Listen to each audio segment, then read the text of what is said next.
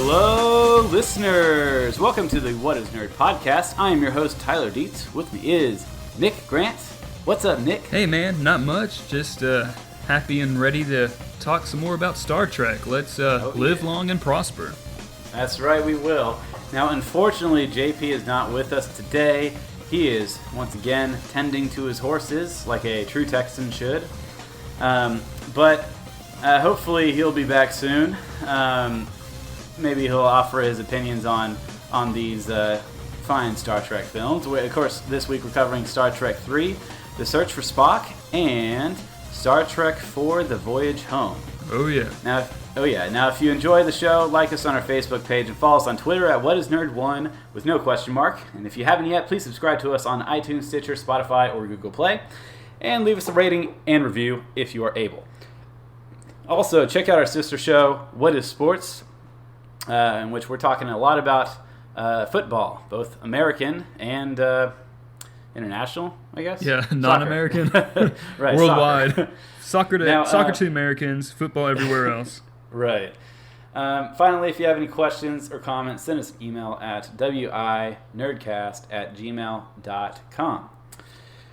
All right, so as I said, this week we're talking about Star Trek 3 and Star Trek 4. These are the original series movies, and actually for now, this is where we're going to end our Star Trek discussion. We'll probably talk plenty more about it in the future, but we've spent about 3 weeks with Star Trek, so I feel like we got our feet, we got our footing here. Yeah. So Star Trek 3, The Search for Spock. Nick, what are your opening thoughts on this? Well, this was my second time to watch the movie, and it's pretty good. I mean, it's not one of my favorites. I think it's a fun movie. I feel like it embodies what an original Star Trek episode was. It's a fun adventure. It's not too crazy, but there's a lot of things that happen in it. And plus, it has Christopher Lloyd in it, so you know it's got to be good. Doc Brown. I mean, it's pretty good. As a Klingon, too. He's he's weird. like, oh, Professor Kirk, we gotta go back in time, 1985. Yeah. Except not really, though, because he's actually, a much more chill Christopher Lloyd than I'm used to seeing. He talks really slow and stuff, and that was kind of weird in this movie. Yeah, but it's still Christopher Lloyd. That's all you see. You see all these guys are like, Krug, Commander Krug, and he's like, oh yes, the flux capacitor. I mean, we're Klingons. And that's one thing I thought was funny, was seeing Christopher Lloyd speaking Klingon. Right. I know he does, he's done a lot of movies, he's done sci-fi and stuff, but he's thinking, what is this? He's like, I'm speaking this crazy language with all these elfier people. Well, Christopher Lloyd is one of those actors who is, their personality is bigger than their role. And so whenever I see a movie with Christopher Lloyd, I always think that's Christopher Lloyd. It's like Christopher Walken, right? Anytime they're in a movie, they're playing themselves basically. Pretty much. But I mean, yeah, it to kind of get back to the movie, we started talking about Christopher Lloyd a little bit. But yeah, I mean, welcome to the Christopher Lloyd cast. Right. But it's a good movie. It's a fun adventure with some action. And the thing I really like about this movie, and I've said this before, is that it takes place right after Star Trek II, The Wrath of Khan. So if you're binging the movies, they just flow right into each other, and it's seamless. It's perfect, and it's a good movie. I mean, I don't know what else you want from me, man. It's a good movie. Well, yeah, I agree. I like this movie a lot, and I know that my opinion. I think my opinion of The Wrath of Khan is kind of not normal, because I wasn't a huge fan of The Wrath of Khan. It kind of struck me as a long Star Trek episode, basically. But I actually liked this one a lot more because it felt more important, I guess, because the plot of the movie is that after Spock sacrifices himself and is killed at the end of The Wrath of Khan, this is their attempt to resurrect him, basically, right? That's the plot of the movie. And so it seemed like there was a lot more at stake in this movie than the other Star Trek movies and a normal Star Trek episode. So that's what I liked about this one a lot. And it felt more. It was more personal for the crew of the Enterprise and Exactly. everybody. So that's what made it more fun. It wasn't like, I mean, yeah, it's cool when they save the world and go on these crazy adventures, but it was more, I guess, intimate. I guess for the viewer too, because it's they didn't really go to a whole lot of places, and there was a mission to save or resurrect one of the more popular characters of the show. Movies. Exactly. So it was a little different feel, and that's what I liked about it. Yeah. Well, okay, so I'm glad that we're both on the same page with this one. So let's kind of get into the plot, I guess, right? So it opens, like you said, right after the Wrath of Khan leaves off, and Spock is dead. The Enterprise is returning, like literally from their battle with Khan, right? Yeah, it's all damaged, and they go to a space station, and kind of dock and kind of debriefed and see what happened. And they're all grieving, especially Kirk. And before they dock at this space station, they notice that somebody broke into Spock's quarters, and so they go in there, and Kirk, the lights are low, and he looks and sees somebody talking to him. And he's like, "Spock, is that you?" And it's not. It's Bones. And yeah, so like, what's he doing? He's talking crazy. Well, apparently, before Spock sacrificed himself, he put his soul or Katra into to Bones to. And so like I guess like an alternate scene is shown like in flashback or whatever, where because there's the part in the Wrath of Khan where Spock uses the Vulcan nerve pinch, right? And he uses that to incapacitate Bones, and then it's shown that apparently Spock also implanted his soul, right? Basically, his Katra is what they call it, into McCoy or Bones, because he knew that he was going to die. And this concept is actually something that was brand new to Star Trek, as far as what my research told me. Which it's interesting, right? The Vulcans are able to kind of transplant their soul so that they can be resurrected, I guess, right? Yeah, that's kind of live for it. Well, was it to resurrect him, or was it to kind of bury him on what's the planet? Vulcan, yeah. So originally they were just supposed to return it to there for like spiritual reasons, it seemed like. It did not seem like the goal was to resurrect Spock, though. Because I guess what we figure out is that Spock's corpse, right, because they gave him the Viking space burial at the end of the Wrath of Khan, where they just kind of launched his coffin out into space. Well, sure enough, whenever that happened, I was like, where's that going to go? Where's his body going to end up? Well, it lands on the Genesis planet where David and Dr. Marcus, they were working on the Genesis project. And this is the device that wipes out all the life on a planet and then rebuilds, like basically creates a ecosystem, right, on that planet. Yeah, and that's what Khan wanted in the second movie. Yeah. So because it's also a destructive device. It can destroy an entire planet. Oh, right? yeah, pretty much. And so the Enterprise, they go to that space station, and they put Bones in the infirmary, and they get debriefed, and there's an admiral there that says, "Hey, this whole Genesis thing is hush-hush, because apparently it didn't fly over too well with a bunch of people around, and so we're kind of getting rid of it. And so they're not supposed to talk about it, which is fine." Well, Bones, he's kind of loopy, and he goes to a bar, and I think it's the same bar from that Trouble of Tribbles episode, right? Yeah, it looks like it. And wasn't there a Tribble in it? Yeah, there was. Man, and I saw those, and I was like, man, not again. I hated that. They're back. I hated that episode. But so that's kind of where they are. Well, and he starts speaking like Spock, right? He says, I had it written down somewhere. The waitress or like the bartender asks if like what kind of poison he would like. He's like, "To order poison? That's illogical." And I'm like, "Huh, that sounds like Spock." Well, because it was. Yeah. And he starts going crazy. And didn't he try to use the Vulcan pinch on somebody and it didn't work because he's not Vulcan? And then some bouncer guy basically who works for the Starfleet goes, "Hey, you're talking crazy. You're not supposed to be talking about Genesis." And then that's when they put him in Bones in the infirmary. Yeah. But in the meantime... And because they think he's crazy. And the guy, I forget the actor's name, but yeah, the guy who plays Bones, he's really good at pretending like he's crazy.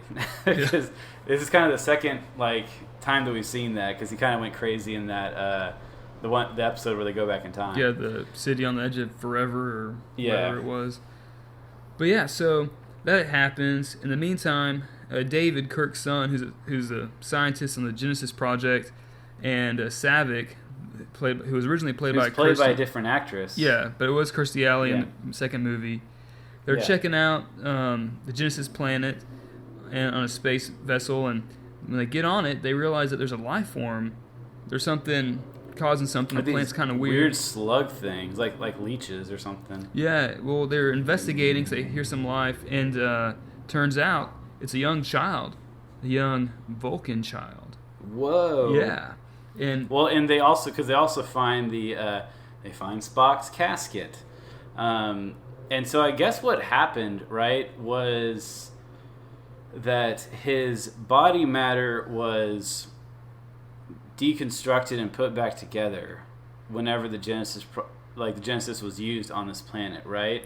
Yeah, that's my understanding of it. That's why he's alive again, because it's like his body doesn't know it's dead or something like that, right? Yeah, and so he's rapidly growing, but in the meantime, there's a Klingon named Krug. Christopher Lloyd. He intercepts a message about Genesis, and he's like, "I need the Genesis," and so he goes to the Genesis planet looking for the device to kind of rule the world. Basically. Yeah, well, okay, and what's cool about this, right? Because I love watching movies from this time period. The Cold War happened for a long time, but in the '80s, I feel like literally every movie was about the Cold War in the '80s, you know. And so, because the whole thing with this is that the Klingons, they recognize the Genesis as because he says it to Kirk, I believe, at one point, that it is unfair for the Federation to have a weapon that powerful, and obviously the Federation didn't design it to be a weapon. Just like how, Einstein, right, who worked on the Manhattan Project back in the '40s, he didn't intend for nuclear power to be used as a weapon, right? And so, just like the Soviets were like, oh, it's not fair for the U.S. to have power like this. We're going to build our own nuclear weapons. The Klingons kind of feel the same way. They need to have that power because it's, they're threatened by the Federation for having that. Right. And, it's a very valid point. I really didn't think of it that way, but yeah, I definitely can see the similarities between the Cold War and then the Klingons in space. Mm-hmm. Well, and so they want the Genesis project. So they kidnap Savick and David, right? So they destroy the science vessel where the rest of their team was held. That's right. And then they go on the planet and kidnap Spock, David, and Savick. And meanwhile, Kirk and everybody's still on the space station, and Kirk meets with Spock's father, Sarek. Now, did Sarek look familiar to you? Nope. Really? Why? Where do I know him from? You know him from the first episode we watched. He was the Romulan commander, Romulan captain. Oh, wow. Okay. Yeah, the same actor. That's crazy. As I was watching this, that's... And I IMDb'd it, and yeah, sure enough, it's the same actor. I did notice, though, that Spock's mom and dad both look younger than Spock. Yeah, Spock looks super old. Yeah. But, everyone looks old yeah. in this movie. But yeah, so Spock's dad, Sarek, confronts Kirk and says, "You need to take his body back to Vulcan." And Kirk says, "Oh, I didn't know that." He said, "Spock told you." Anyways, they put two and two together, and so they bust loose out of the space station. They free Bones out of the infirmary, and they all escape, kind of go rogue, and they get on the Enterprise, and there's this new ship called the Excelsior. Excelsior, yeah. and Scotty was going to be assigned to it, I think. And anyways, he kind of did some stuff to make its engine not work properly. The Enterprise, they were escaping with an Excelsior hot on its tail, and then the engines malfunctioned for the Excelsior, and the Enterprise can move on and get to the Genesis planet.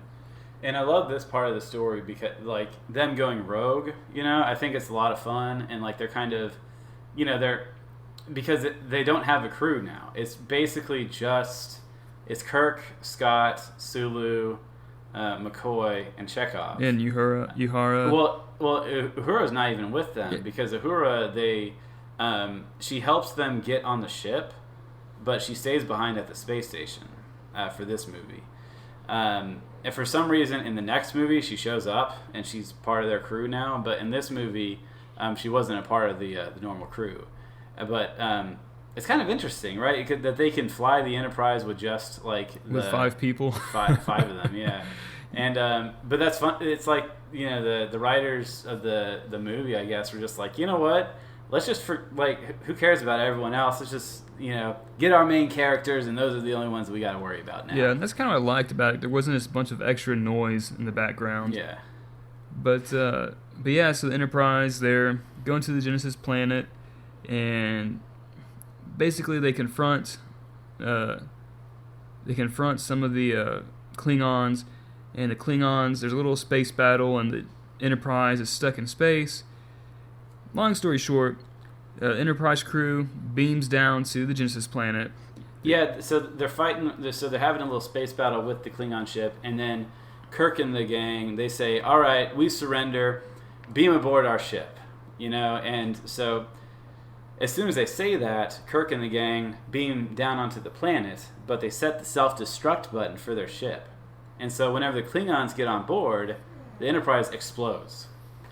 And which, fun fact, so this is what I read on the internet on IMDb trivia, is they had initially started with 2 things. They said, we want to bring Spock back from the dead, and we want the Enterprise to explode. And they actually wrote the movie backwards from there. That's actually pretty impressive.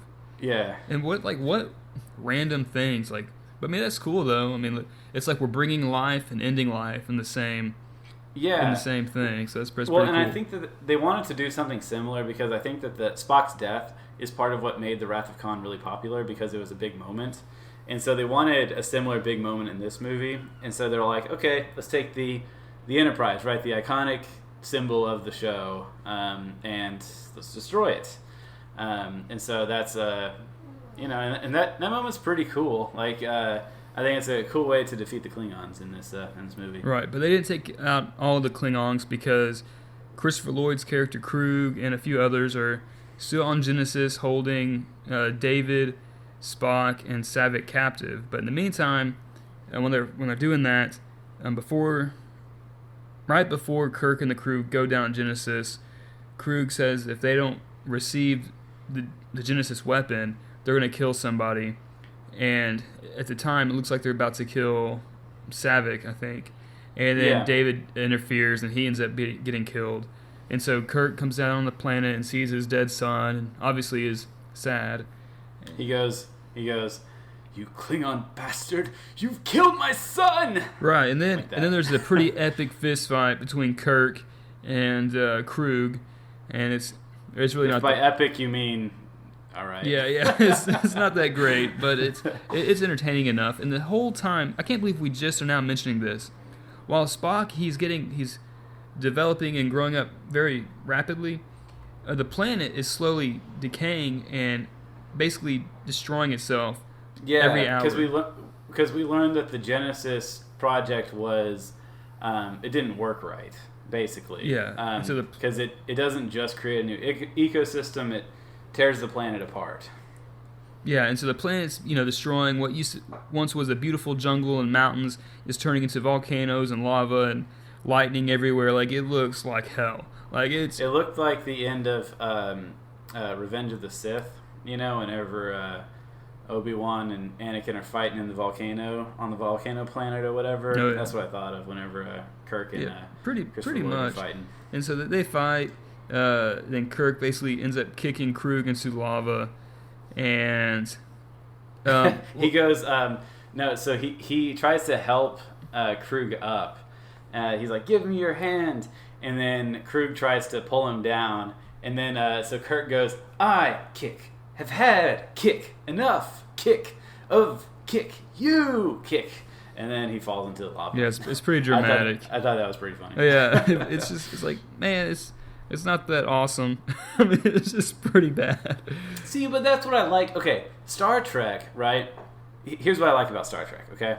I like when Star Trek has interesting ideas, but is also really cheesy, you know? I feel like that's like my favorite Star Trek.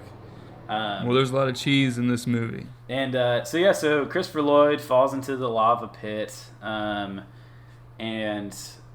you know, Kirk and the gang, they hijack the Klingon vessel, right? Yeah, at first they were planning on, some of his crew went ahead and got on the Klingon vessel because they were going to be prisoners, but then his crew outsmarted them and kind of took it over, and then they beamed Kirk up. And because there's like literally one Klingon left, right? Yeah, and he thought he was going to die, but then they said, no, we're taking you down to the bridge? Not the bridge. Was it? The brig? Yeah, the brig. Yeah, they're like, we're taking you to the brig. He's like, no, I want to die. Like, sorry, sir. Anyways, so they all fly to planet Vulcan, and they do the Katra, and there's this big ceremony, which apparently hasn't been done in centuries, and even then, that was myth, is what they say. And so then Bones goes up. They have Spock's body, which is like his present-day form, basically. And, well, and Spock is alive. He's, like, walking around, but he's, like, an empty shell of a person, basically. Yeah, and so they do the ceremony. Bones is okay, and then they get Spock back. But he doesn't have all his memories, but at the end he goes, like, Jim? And so, like, oh, Spock's kind of back. And yeah, there's hope for his mental return. Right. And that's pretty much how it ends. Everybody's happy. Yeah, that's it. And, I mean, I think that, again, like, I like this movie a lot. I like the cheesiness of it. I like that it was actually about something. That's one of my problems with The Wrath of Khan, is that it's really just a space adventure movie that's not really about anything. But I liked how this one was, like you said, it had personal stakes and all that. And although I think that bringing Spock back from the dead is a little bit world breaking, you know? Yeah. Like, if you can resurrect a dead character, I mean, that's kind of bad, I think, or like, at least for storytelling, you know?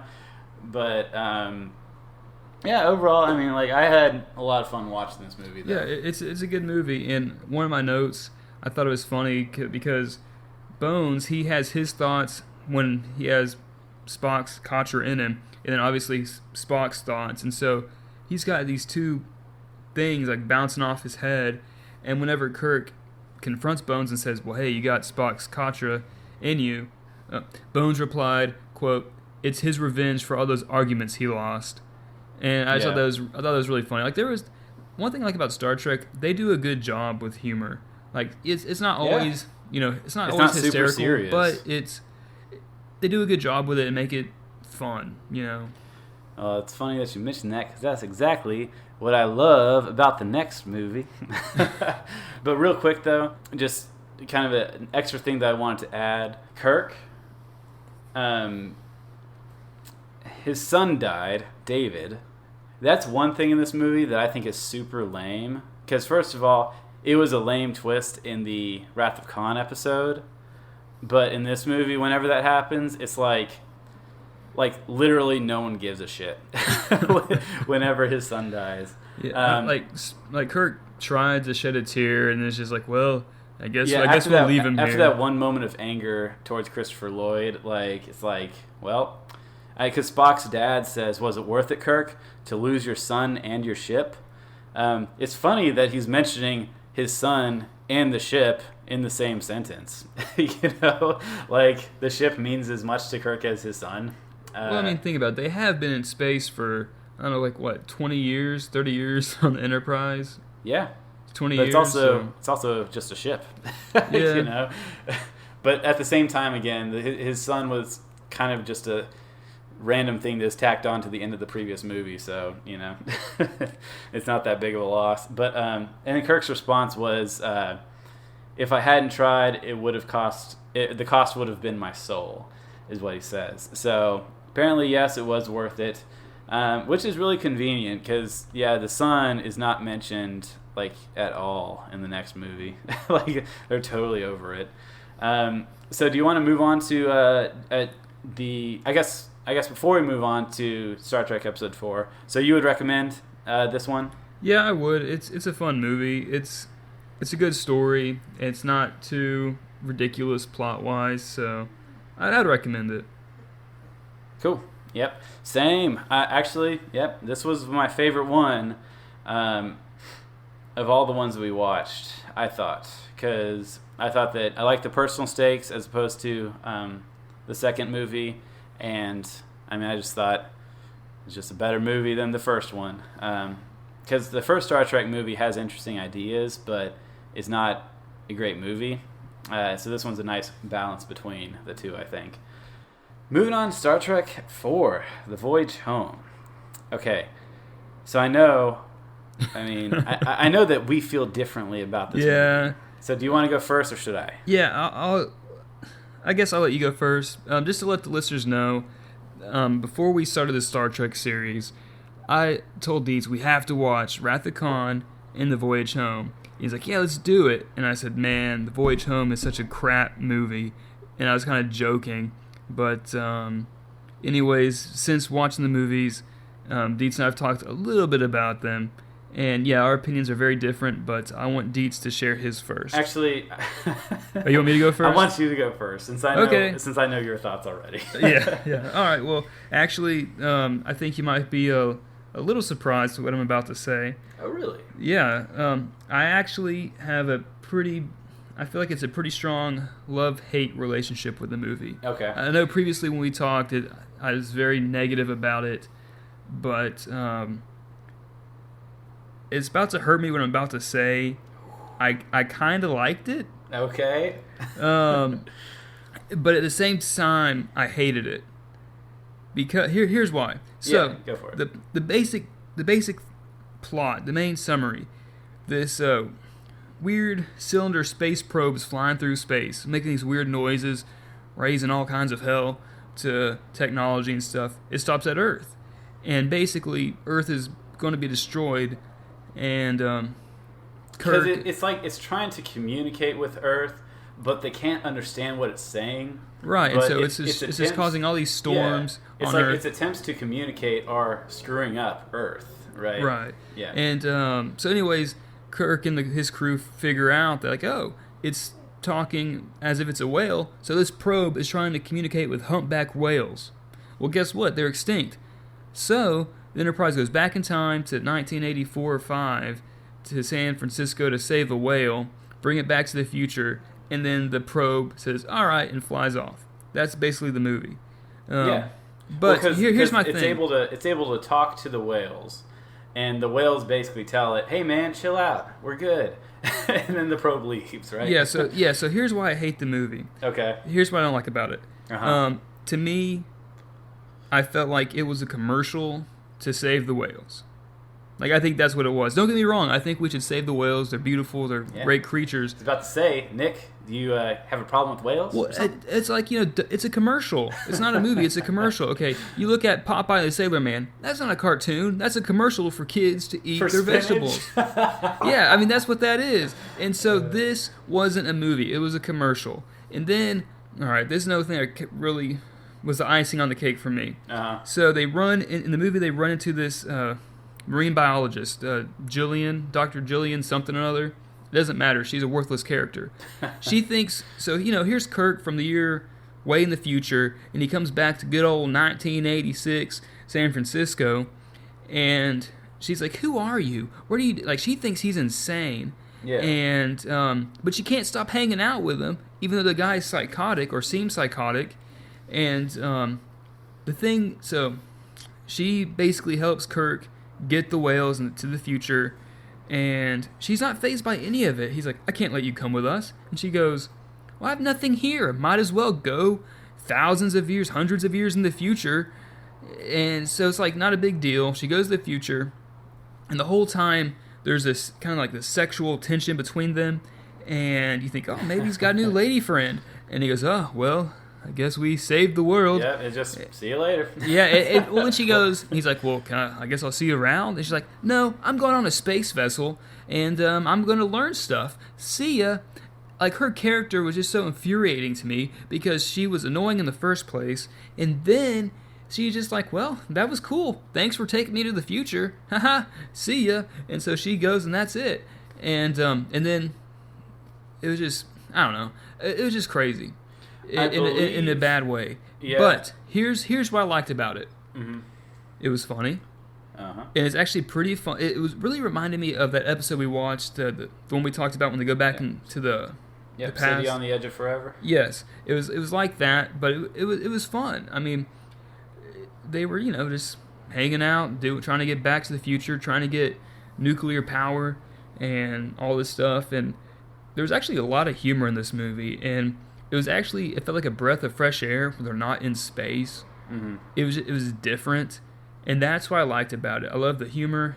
It was different setting, different kind of plot, but I can't get past the fact that it's a commercial, a PSA, and then again that character she wasn't worthless because she helped him, with the whales, but I can't stand that character. I don't know, for what it is, it just gets under my skin and bugs me. Well, okay. So, what if I were to tell you this? All right. Now, this is some stuff I dug up on the internet about this. So the character, what was her name again? I thought it was Jillian something or another. Yeah, we'll call her Jillian. So, Dr. Jillian was originally, I believe, was supposed to be played by Eddie Murphy. What? Yeah. I think that makes it worse. That would have been insane if Eddie Murphy was in this movie. That would have been absolutely unbelievable. Is it like Eddie Murphy from like Beverly Hills Cop, or Eddie Murphy from a Professor? What was it, the Nutty Professor? Yeah, he would have been in the movie because Eddie Murphy actually wanted to be in a Star Trek movie because he was a big fan. But he had, I don't know. It's like an early drafts of the script, though. That character was supposed to be played by Eddie Murphy whenever they originally wrote it. I'm not sure exactly why it didn't work out, but that would have been crazy. On second thought, that would probably be pretty good. And I think I would have enjoyed that character more if it was Eddie Murphy. That would have been insane.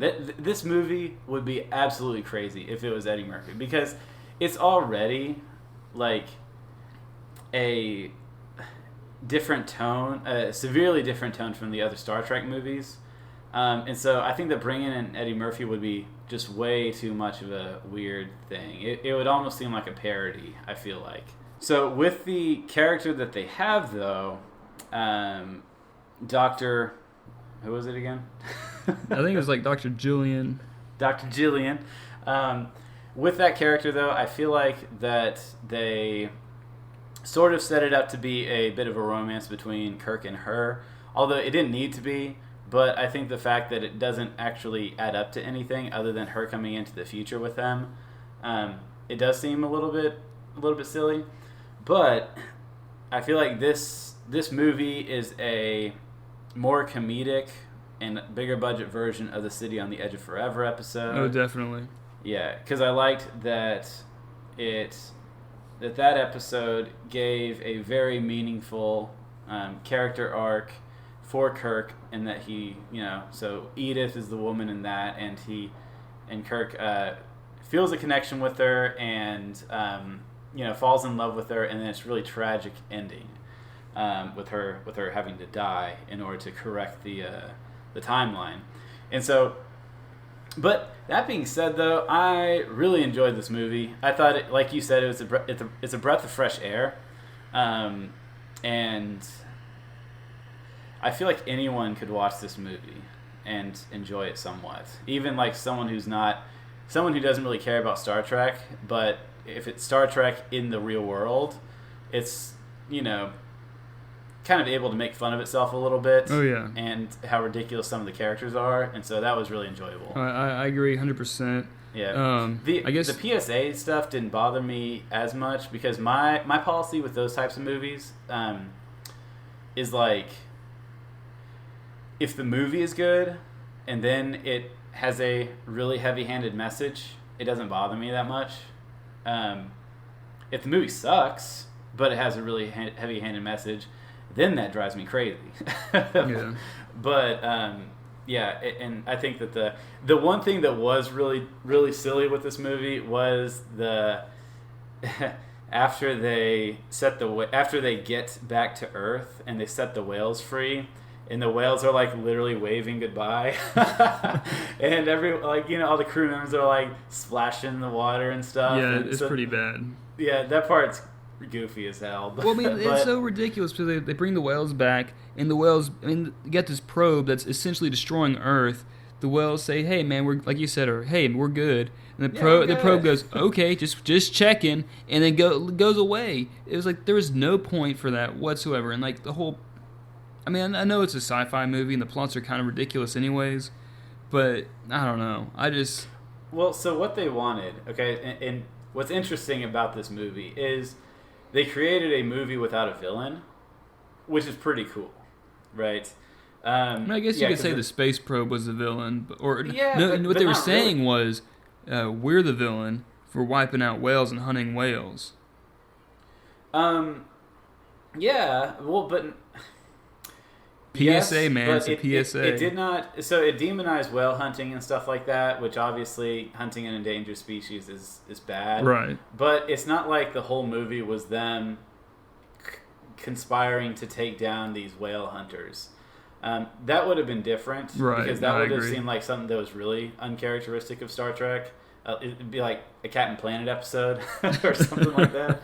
The way that it is, though, is because so they get to Earth. This probe is messing everything up, and this is the part that drove me crazy. Is they're driving this Vulcan spaceship, right? They're fixing to be on trial because of they stole the Enterprise and they blew it up and they went rogue and all that stuff. So they're on the way back to Earth to face a trial, only to find that Earth is in danger. So they figure out that they need to save some whales, and so they think, hey, let's travel back in time. How do we do that? Let's fly our spaceship around the sun really fast to travel back in time, which that drives me crazy. Because if anyone can travel back in time in the Star Trek universe just by flying around the sun, then the universe is screwed, right? Because the Vulcans could travel back in time, and like blow up the, whatever, like the Apollo 11. You know what I'm saying? Yeah. Like destroy the Earth space program. Like if it's that easy. So yeah, they go back in time, and they have to split up into teams, right? So you got Kirk and Spock who got to go find some whales, right? They land in San Francisco. They're like, okay, Kirk and Spock, y'all got to go find us some whales, all right? And then McCoy and who else? It was McCoy and Scotty. They had to find like some sort of plexiglass to store the whales in a bunch of water. And then you have Uhura and wait, was it Uhura? Yeah, and Chekhov. They had to get a nuclear reactor or nuclear energy. That was my favorite part of the movie is whenever Chekhov with his Russian ass like asking people for the nuclear at the naval base. Yeah, where are the nuclear vessels? Well, he said vessels. Like he didn't say vessels. He said nuclear vessels. It's almost like a Borat skit or something like that, But and because obviously everyone's like, "Where's this Russian guy asking where the nukes are?" Yeah. and he even gets like, so they find out that that I guess battleships or whatever naval vessels at the time used nuclear fission. So he sneaks aboard a ship to kind of steal some uranium, I guess, which they need to travel back to the future. And he gets caught by like the military, and they think he's a Russian spy. And so I actually loved all that stuff. Yeah, it was pretty fun, and it was funny too. They interrogated him, and he had his Starfleet papers, saying who he was, and everybody thinks he's a lunatic. Cause like, Yeah, what's Starfleet? And he says, yeah, Starfleet Command. yeah, and then I guess McCoy and Scott's story arc is they visit like the plexiglass factory, and they teach this guy how to invent like clear aluminum, which actually was invented in 2009.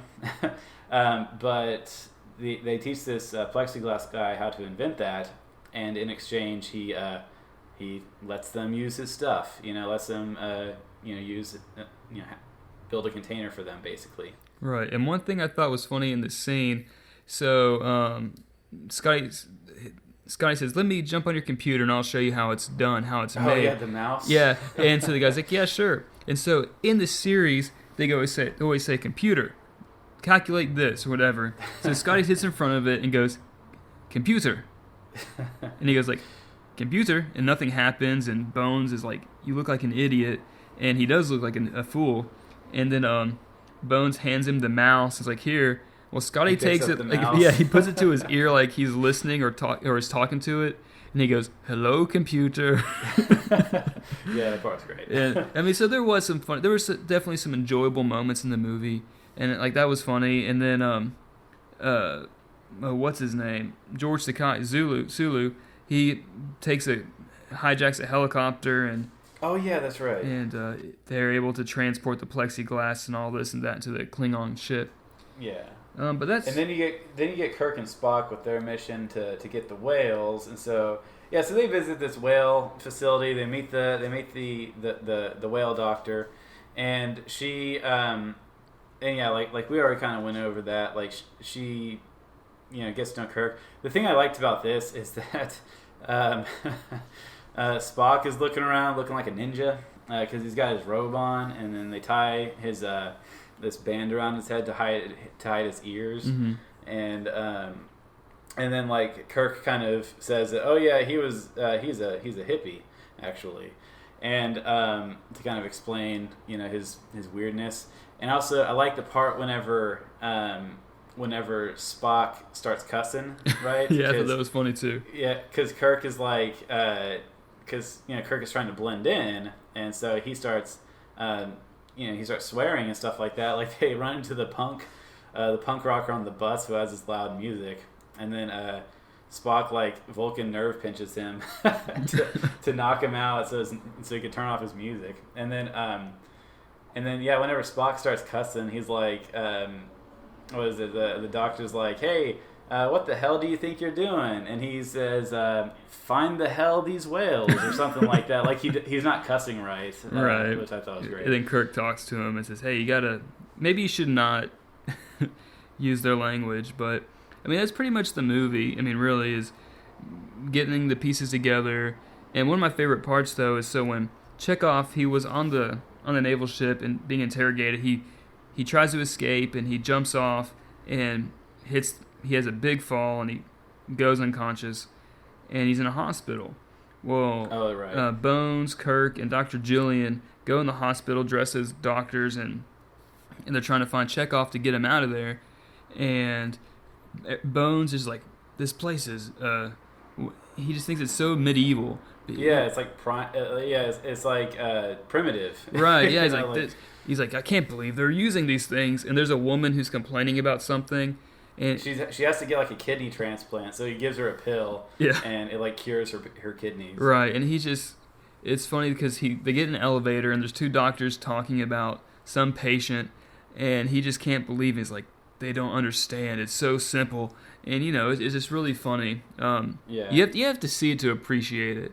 And and my favorite part about that bit is because they're bringing Chekhov out of the hospital, and like they're like rushing him out, and they're like knocking people over, and then Bones actually like stops to like heal people as they're running, like people that they bump into. So this movie has a bunch of good gags, and so I think that's pretty much the gist of it though. Like it's got a bunch of gags. They get the whales. They have that big moment at the end of the movie where the whales are waving goodbye. And because they saved the world, their crimes are excused, right? Yeah, pretty much. Well, they're excused, but Kirk gets demoted to captain.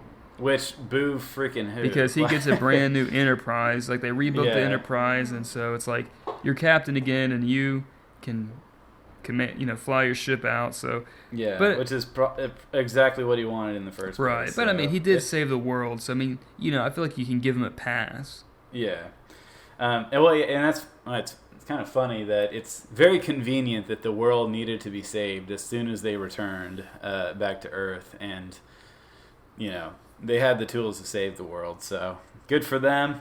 Yeah, and so that's why I think I have a love-hate relationship with the movie, because overall I like it, but there's just some things that just get under my skin and just really bug me.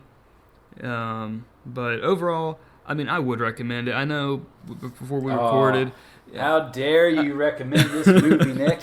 I know, but I mean, it's enjoyable. It's a fun movie, and I can forgive it for the PSA, which is actually a good message. I mean, I feel like I'm ripping on it, but it's actually a good message. And the Dr. Jillian character, I can get over it, but it's a funny movie. It's very enjoyable.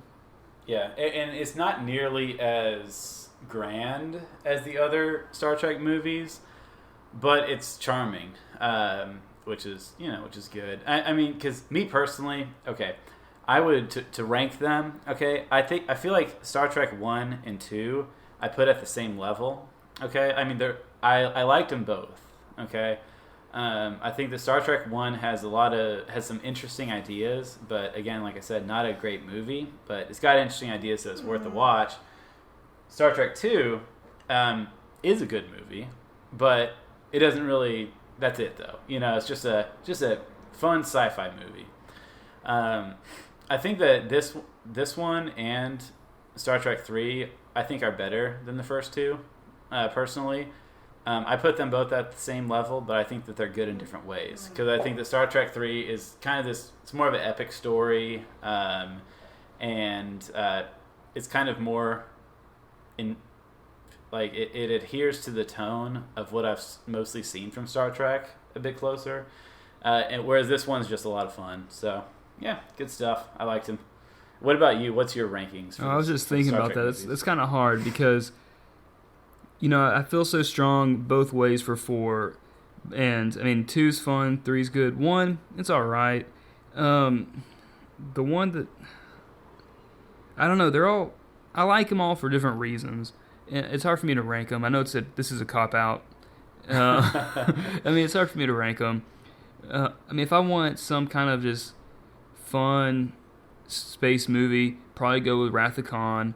If I want something kind of short and sweet, nice little simple story, probably Search for Spock. If I want something a little more lighthearted and fun, The Voyage Home. And if I want, I don't know, 20 minutes of Kirk and Scotty flying up to board the Enterprise, and then another 15 minutes of them flying through a giant space cloud just because, I'll probably watch the first one. Yeah, I think that if that's what you want out of a movie, I think the first Star Trek is literally the only movie you could watch to get that. Yeah, pretty much. Of all the movies in the world, I think that's it. Yeah, I think so. But but honestly, I think that the best Star Trek episodes that we watched, I think that the Galileo 7 and the City at the Edge of Forever are actually the best of the Star Treks. I thought that both of those are better than any of the movies. How do you feel about that? Well, I think I liked the Galileo 7 the least amount between the three of us. Yeah. I mean, I liked it, but I wasn't just thought, man, this is great TV. I think the City, the Edge of Forever, Never, you know what I'm talking about. I think that was probably my favorite, and just because it's different. I mean, you can show people flying in space so many times, and like it's cool, but it like I said, it's just a breath of fresh air for something different. They went back into the past, and they were on Earth, and I think it's just nice to have something a little different and a little more original too, I guess. Yeah, cool.